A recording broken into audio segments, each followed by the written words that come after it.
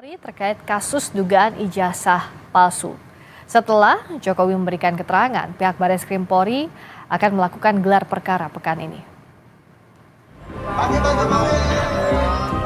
Presiden ke-7 RI Joko Widodo diperiksa di Bareskrim Polri terkait kasus dugaan ijazah palsu.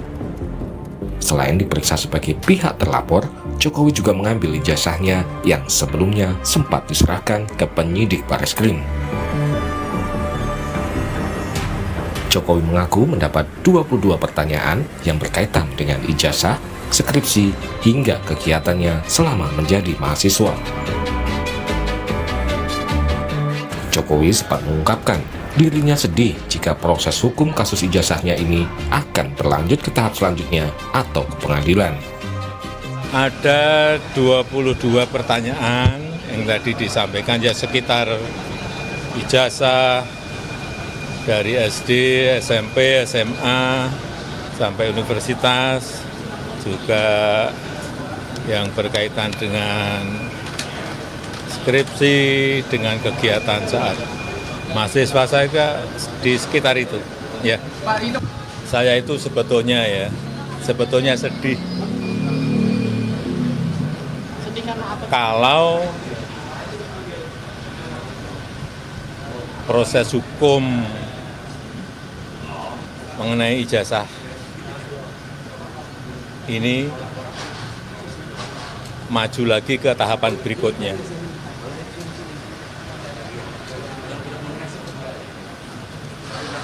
Saya kasihan, tapi ya ini kan sudah keterlaluan, jadi ya kita tunggu proses hukum selanjutnya. Ya.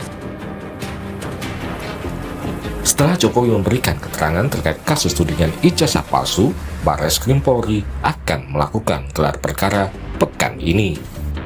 Pada minggu ini juga, tindak lanjutnya akan dilakukan gelar perkara oleh penyidik, di mana nanti pada tahapan hasil penyelidikan ini akan disampaikan secara transparan maupun juga terbuka.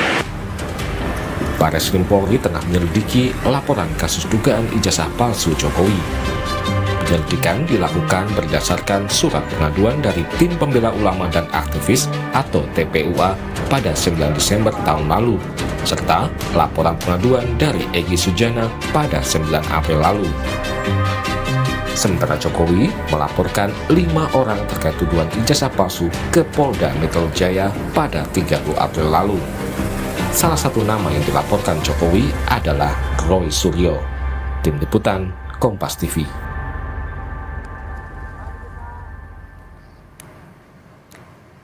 Kita ulas proses hukum kasus ijazah Jokowi ini bersama Wakil Ketua Tim Pembela Ulama dan Aktivis Rizal Fadilah dan Wakil Ketua Umum Projo Freddy Damanik. Selamat malam Pak Rizal, Bung Freddy. Selamat malam Mbak, selamat malam.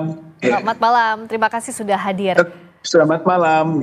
Iya, selamat malam. Saya ke Pak Rizal dulu. Hari ini kan Pak Jokowi sudah datang memberikan keterangan ke Bareskrim dan juga tadi setelah dari Bareskrim meyakini bahwa itu adalah ijazah yang asli yang sudah diperiksa oleh lapor. Bagaimana? Anda masih yakin atas tudingan yang disampaikan pihak Anda? Ya, saya kira itu bagian dari proses langkah lanjut pengaduan dari TPUA. Oleh karena itu tentu TPUA menunggu sampai proses akhir begitu dari tahapan-tahapan yang dilakukan oleh pihak Bareskrim. Saya kira dengan pemanggilan ataupun undangan kepada Pak Jokowi itu menambah menuju ke proses ujung dari tahapannya Bareskrim, terutama setelah keluarnya SP Lidik ya tanggal 10 April yang sebenarnya TPUA sudah melaporkan atau membuat pengaduan masyarakat pada 9 Desember 2024. Tapi ya sudah berproses dan berjalan. Jadi TPUA tentu masih menunggulah gitu kan proses akhir dari semua langkah-langkah yang dilakukan oleh pihak Bareskrim Mabes Polri. Dari lidik ya mungkin nanti apakah ke sidik atau bagaimana ya tentu kami akan menunggunya. Hanya harapannya adalah bahwa ketika nanti uji forensik diharapkan transparansi dan objektivitas itu bisa menghasilkan hasil yang dapat dibaca oleh publik sebagai sesuatu yang optimal, begitu Pak. Pak Rizal, artinya kan kalau uji lab 4 menyatakan bahwa ijazah itu asli, otomatis tidak akan naik sidik. Atau bahkan nanti bisa berbalik ke pihak TPUA yang menuding bahwa ini adalah ijazah palsu. Anda siap dengan konsekuensinya? Ya, saya kira semua mengandung konsekuensi, ya. Tapi dari sisi TPUA sebenarnya melalui pengaduan masyarakat ke Bareskrim itu adalah untuk mencari kepastian. Gitu. Sejak awal TPUA membuat pengaduan ataupun pelaporan ataupun gugatan ke pengadilan negeri untuk perdata, kemudian juga pendampingan pidana di Solo, sampai ke masuk lagi perdata lagi, lalu ke Bareskrim membuat pengaduan masyarakat, bahkan TPUA sudah berangkat ke Jogja, ke UGM, dan ke Solo juga langsung menanyakan ke Pak Jokowi dalam rangka mencari kepastian hukum, gitu. Apakah memang ijazah itu asli atau palsu, begitu. Jadi sebetulnya yang dilakukan oleh TPUA itu adalah mencari kepastian hukum, begitu. Kalau memang terjadi pelanggaran hukum ya tentu ada sanksi hukum, begitu. Jadi soal konsekuensi semua berkonsekuensi, akan tetapi bahwa tujuan daripada TPUA melakukan proses sampai pengaduan ke Bareskrim adalah untuk mencari kepastian hukum mengenai status ijazah Pak Jokowi apakah asli atau palsu. Oke, dengan saat ini kan kepastian hukum yang dicari sudah berlangsung dan saat ini masih tahap penyelidikan. Bung Freddy, Anda melihat dengan kedatangan Pak Jokowi hari ini bisa dikatakan bahwa Pak Jokowi percaya diri dengan bukti yang dimiliki? Ya, terima kasih. Yang pertama kami mengapresiasi Bareskrim ya. Telah melakukan proses penyelidikan ya hingga saat ini. Pak Jokowi juga sudah memberikan keterangan, demikian juga telah memberikan ijazah palsunya. Saya rasa ini proses yang sangat transparan. Bareskrim juga telah membuka kepada publik. Nanti kita tunggu memang minggu depan apa yang terjadi di dalam gelar perkara. Ya, bukan masalah Pak Jokowi percaya diri atau tidak, tapi beliau sudah sebagai warga negara yang baik, memang kalau dipanggil, kalau diminta, ya memang harus memenuhi panggilan penyidik. Memang beliau harus mempertahankan dalam hal ini karena dituduh ijazah palsu, maka beliau harus membawa ijazah palsunya, harus membawa ijazah aslinya, ya. Memperlihatkan dan memberikan kepada penyelidik untuk katakanlah saya nggak tahu apakah memang dilakukan lab print atau diuji bagaimana, silahkan penyelidik yang tahu, tapi sekali lagi kami tegaskan bahwa ini adalah kewajiban hukum Pak Jokowi untuk memenuhi panggilan penyelidik dalam hal ini. Oke, kalau Pak Rizal akan percaya dengan apa yang disampaikan oleh lab 4 apapun hasil pengujian terhadap ijazah yang dibawa oleh Pak Jokowi, Pak Rizal? Ya, kata kuncinya adalah soal transparansi, akuntabel, ataupun juga dapat dipertanggungjawab oleh publik. Bagaimana menilainya? Ya, maksudnya nanti dari bukan hanya menyebut misalnya ini asli atau ini identik, tapi juga harus ada penjelasan kepada publik tentang bagaimana cara melakukan pengujiannya itu. Misalnya soal usia kertas, soal tulisan, soal tinta, ya gitu kan, berapa tinta yang ada dan sebagainya, sehingga masyarakat, oh iya betul pengujiannya ini sangat objektif, transparan. Nah, syukur-syukur sebenarnya kita harapkan bahwa di dalam proses uji forensik itu juga melibatkan ahli-ahli yang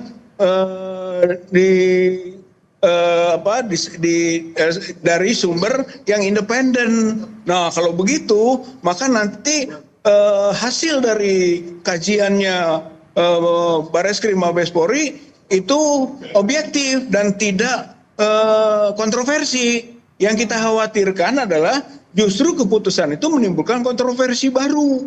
Oleh karena itulah diharapkan pihak Bareskrim bisa mengurai lebih detail tentang proses yang dilakukannya sehingga sampai pada kesimpulannya apakah itu identik tidak identik atau asli tidak asli atau palsu. Saya kira seluruhnya berujung pada alasan rasional yang bisa diuji oleh publik gitu. Saya kira ini sehingga kita dan PTPUA itu bukan mewakili TPUA sendiri, tapi memang mewakili aspirasi publik yang ingin tahu apakah ijazah Pak Jokowi itu asli atau palsu. Oke, Bung Freddy tadi akan percaya tapi dengan syarat harus dibuka bagaimana prosesnya dan sebagainya. Bung Freddy juga melihat harus seperti itu?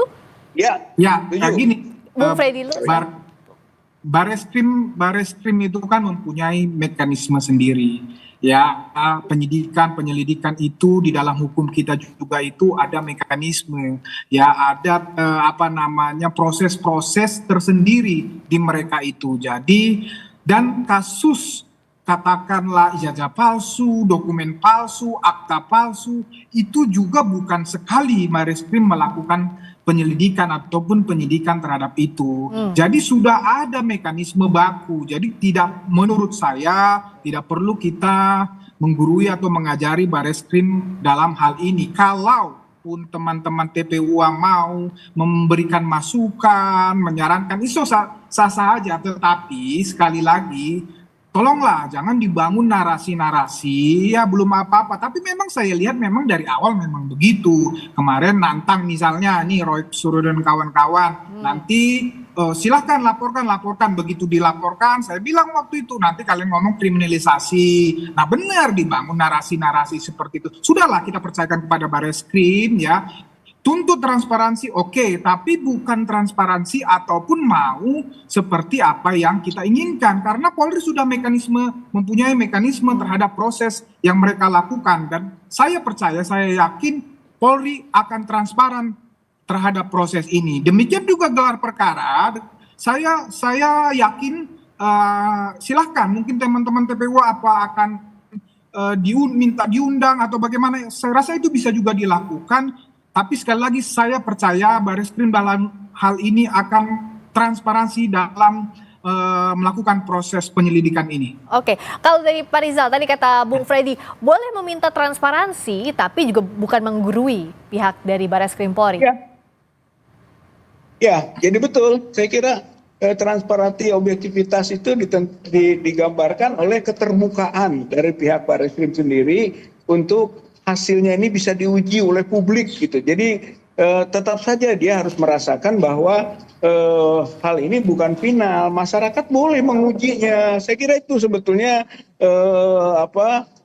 kedewasaan dan sikap objektifnya pihak Bareskrim. Karena bukan berarti Bareskrim tidak pernah salah loh gitu. Banyak pada hasil ujinya yang juga bisa menimbulkan kontroversi. Kasus kilometer 50, kasus Wongso, kasus Vina, atau mungkin banyak kasus-kasus lain yang justru menimbulkan kontroversi berikutnya. Kalau tadi supaya untuk kasus ini tidak menimbulkan. Oke, kalau Pak Rizal, maaf saya mau tanya tadi.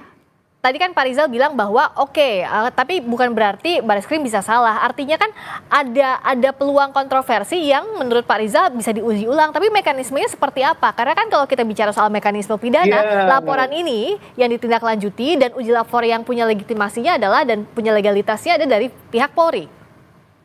Pak, misalnya mekanismenya misalnya soal uji skripsi. Uji skripsi kan yang dipermasalahkan adalah soal lembar pengesahan.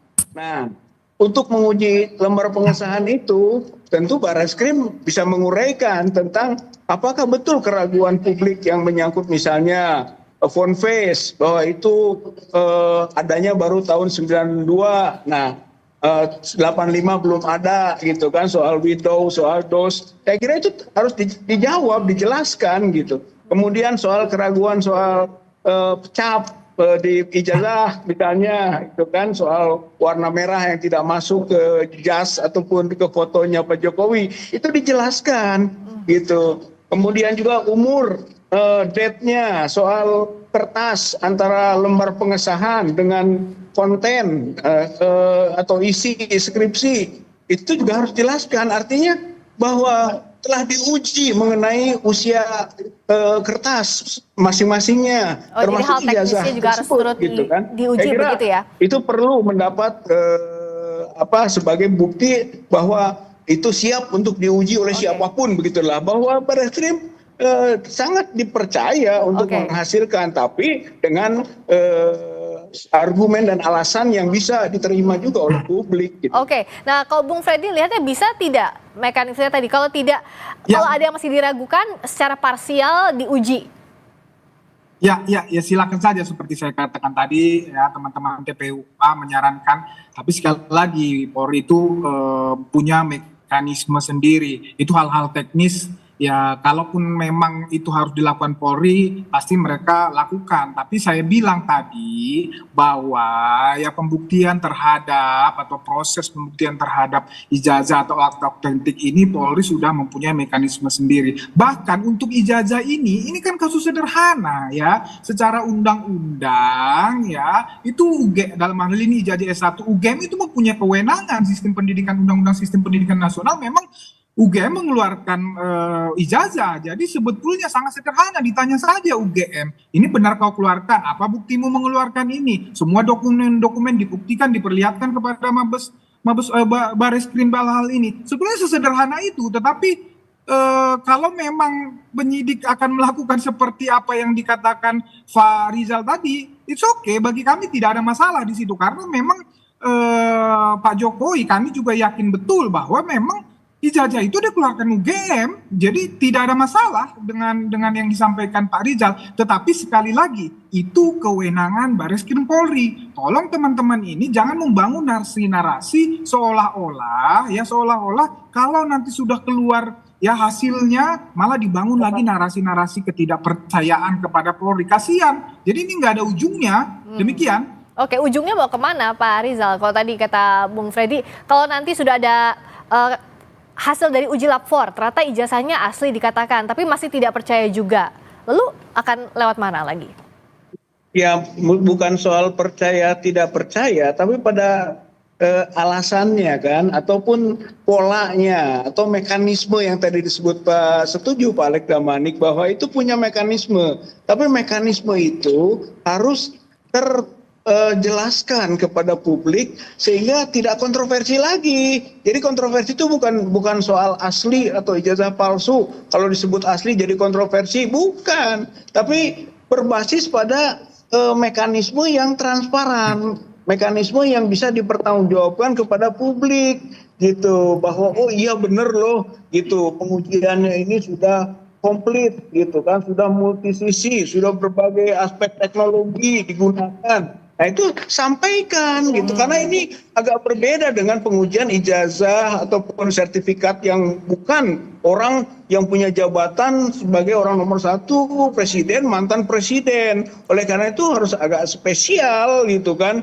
bukan berarti bahwa berbeda kedudukan hukum, tapi justru untuk membuktikan keraguan publik terjawab oleh hasil uji forensik Mabes Polri itu. Saya kira rakyat akan menerima kalau pengujiannya tadi transparan, mekanismenya bisa dipertanggungjawabkan, nggak akan menimbulkan kontroversi apapun yang diputuskan. Tapi sebaliknya, kalau tidak memiliki argumen dasar ataupun alat uji yang bisa dipertanggungjawabkan atau transparan dan sebagainya tadi kita sebut, maka bakal menimbulkan kontroversi baru. Saya kira Barreskrim itu mencegah itu, apalagi kalau bisa membangun mekanisme keterlibatan gitu kan, pihak-pihak yang ahli ataupun pihak yang independen. Wah, saya kira itu adalah upaya yang dihargai nanti oleh publik, nggak akan menimbulkan kontroversi lagi. Oke, Bung Freddy terakhir, jadi kalau sebenarnya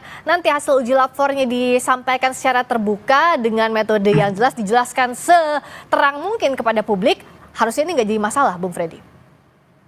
Iya, bagus kalau dijelaskan memang itu. Kami juga berharap Barreskrim melakukan itu, tapi sekali lagi ya tidak perlu didikte Barreskrim dalam hal ini. Mereka tahu apa yang harus mereka lakukan terhadap penanganan kasus seperti ini. Tapi saya ya terakhir saya tegaskan ya, gini loh, UGM itu belum pernah mempunyai kasus, belum pernah mempunyai track record di dalam penerbitan ijazah, katakan ijazah palsu, ijazah tidak benar, atau apapun itu. Sekali lagi, UGM belum pernah mempunyai kasus itu.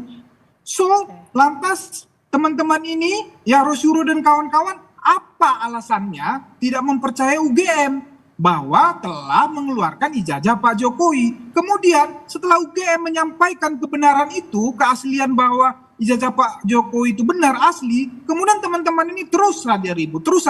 Berarti kan jelas di sini niatnya tidak baik, ya mensreanya jelas, niatnya jahat gitu loh. Karena sekali lagi, kalau memang mempermasalahkan, permasalahkan UGM, baru permasalahkan Pak Jokowinya. Nah, dalam hal ini ya UGM sudah bicara. UGM sudah menyatakan asli, tapi tetap saja. Jadi niatnya apa? Oke, baik. Ya? Baik. Singkat saja Pak Rizal, apakah betul ada mens rea jahat dari pihak pelapor? Oh, iya. Iya, Pak Rizal. Pak. Iya, singkat saja. Tadi karena apa Pak Bung Freddy menanyakan bahwa apa niatnya sebenarnya? Ya. Apakah betul ada mens rea itikat buruk, mens rea jahat?